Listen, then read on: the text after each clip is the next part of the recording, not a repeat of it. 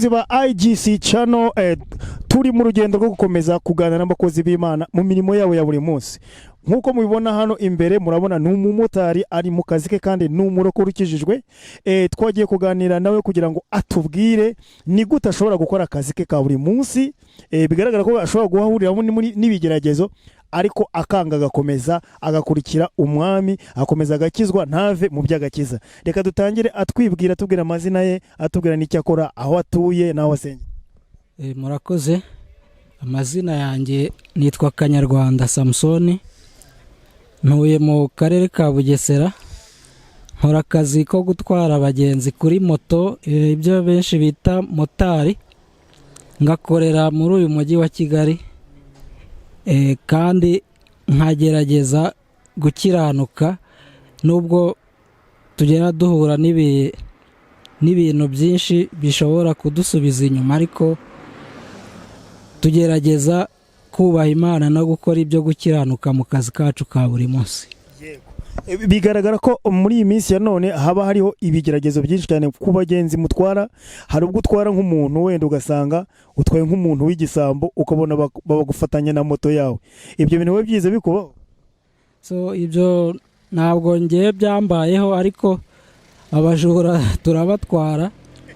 Hari uwo natwaye aranyiba, ariko hari na bagenzi banjye wenda atwara nk'umuntu yakoze ibintu by'ubujura, bakamufata moto ye bakayitwara, mbese akitwa nk'umufatanyacyaha ariko atarabizi. Rimwe na rimwe ntabwo tuba tuzi abantu dutwaye ngo ni bande. Bigaragara ko bisaba gusenga cyane kugira ngo Imana ikurindire muri uyu murimo cyane. Hari abo tujya duhurira mu mayira, umumotari ugasanga atwaye umuntu rwose neza wambaye ubusa rwose, bari abantu nawe ujye uhura nawe cyane cyane nk'igitsina gore, ugasanga utwaye umuntu amatako agaragara, mbega adakijijwe. Ubyitwara mute wowe, bikubaho gute? Kuri icyo kibazo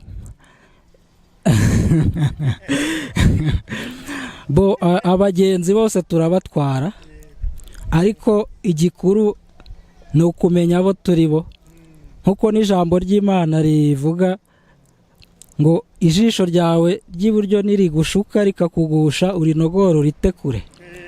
Rero twigira nk'abatabibonye, ariko nanone bariya ni abakiriya bacu ba buri munsi, turabatwara ariko ntabwo tujya tubitindaho. Gusa rimwe na rimwe hari ubwo ubona bikabije, ukaba wamubwiriza, ugenda muganira, ukagerageza kumusobanurira ijambo ry'Imana. Rimwe na rimwe bamwe baratwumva bakavuga bati nta kundi byagenda, natwe hari indi mpamvu ibidutera. Ariko nk'abarokore kandi b'abamotari ntabwo ibyo ngibyo ntabwo tujya tubirebaho cyane. Twe dukora akazi kacu ubundi tugakiranuka. Noneho tuvuge nk'urugero, aka kazi ugakora buri munsi kuva ku wa mbere kugeza ku cyumweru. Nk'umukristo wenda ntibyatuma unamuka bya bihe byawe byo gusenga, ujya ufata akanya ko gusenga ukajya gusengana n'abandi. Mbega mbwira ibihe byawe byo gusenga ubikorana gute n'uyu murimo wo gutwara abagenzi? Murakoze. Gusenga niyo ntego nyamukuru.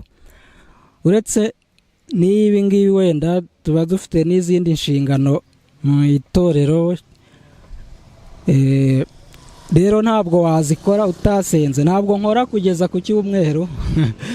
Ndakora akazi kanjye kuva ku wa mbere kugeza ku wa gatandatu. Ku wa gatandatu nyuma ya saa sita mfata umwanya wo gusenga Imana hamwe na bagenzi banjye dukorana umurimo w'Imana. Hanyuma yo gusenga hakabaho gutegura gahunda yo ku cyumweru, kugira ngo tubashe gukora ivugabutumwa neza, kubera ko n'ubusanzwe ndi n'umuvugabutumwa mu itorero Presbyterienne mu Rwanda, EPR mu magambo ahinnye. Nkaba mfitemo inshingano rero, hari abo bita bakuru b'itorero, nanjye ndi umwe muri abo, muri paruwase yitwa Kagomasi, ku ishuri ry'ahantu hitwa Saruduha cyangwa se umudugudu, biterwa wenda n'uko abantu babivuga.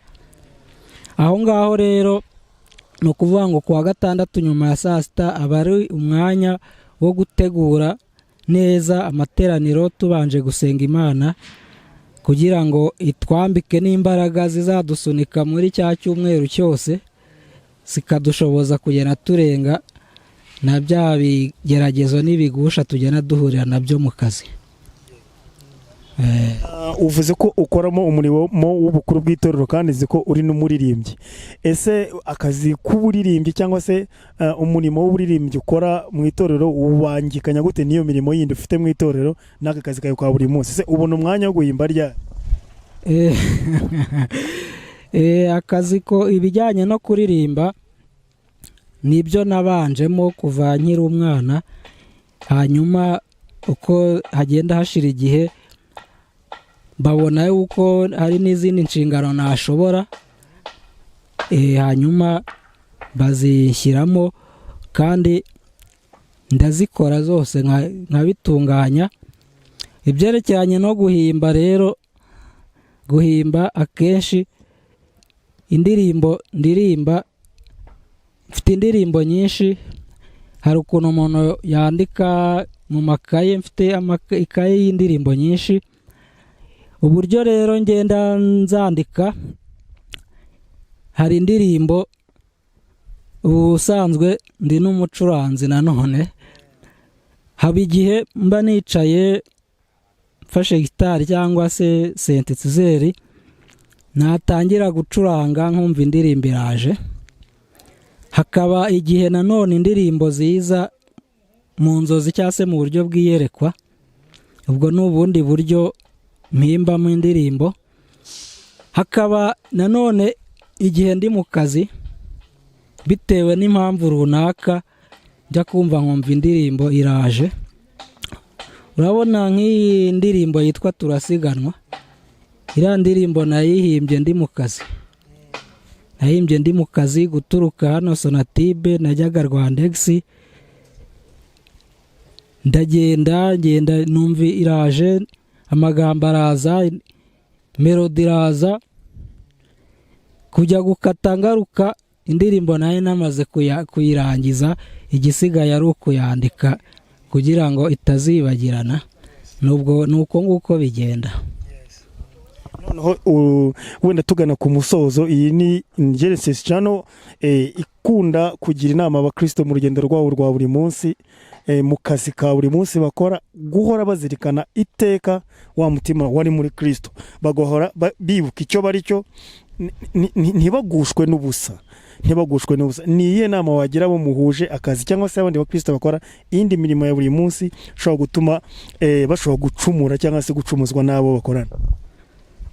Buriya inama nabagira cyangwa se n'ijambo nkunda gukoresha cyane, ni ijambo riri mu rwandiko Pawulo yandikiye Abagalatiya igice cya 6 umurongo wa 9, havuga ngo twe gucogora gukora neza, kuko igihe nigisohora tuzasarura nitutagwa isari. Iryo ni ryo jambo rimfasha, ni nacyo nabwira n'abandi barokore bagenzi banjye bakora uyu mwuga. Ndabwira ngo mu buzima bwa buri munsi, mu kazi ka buri munsi, twe gucogora gukora neza, kuko igihe nigisohora tuzasarura nitutagwa isari.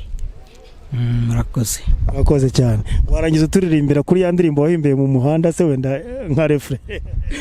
Turimo turasiganwa, turarwanira ikamba ritangirika, mu ntambara nyinshi n'ibigeragezo, shitani ntiyigeza goheka, ariko abazatsinda urugamba bazabana n'Imana karamata. Amen.